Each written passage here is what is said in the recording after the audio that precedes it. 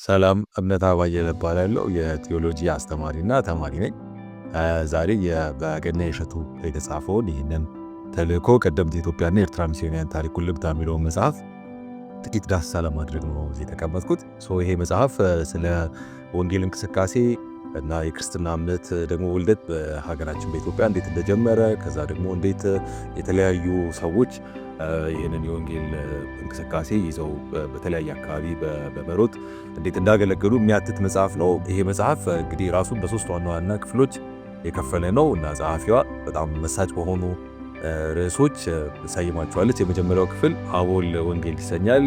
ሁለተኛው ክፍል ደግሞ ጦና ቃለ አብርሆት የሚሰኝ ነው። ሶስተኛው ክፍል ደግሞ በረካ ስብከተ ወንጌል በሚል ተሰይሟል። መጽሐፍ ውስጥ በጣም በርካታ የሆኑ ሃይሊ ኢንፎርማቲቭ የሆኑ ክፍሎችን ነው የምናየው።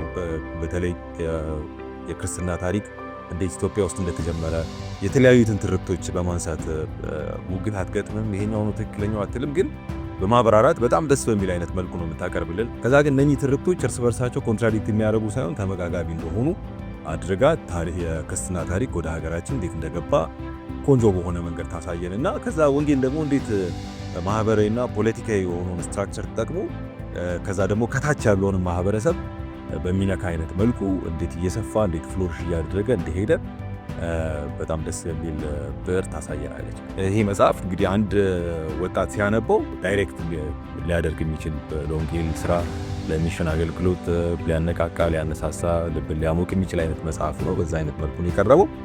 ይሄ መጽሐፍ ፊታችን እሁድ መጋቢት 28 ሳር ቤት የሚገኘው አይሲ ይመረቃል። ሁላችንም በዛ በመገኘት የምረቃው ተካፋይ ሆነን መጽሐፉን ወስደን ደግሞ እንድናነብ እንድንባረክበት ለማሳሰብ እወዳለሁ። አመሰግናለሁ።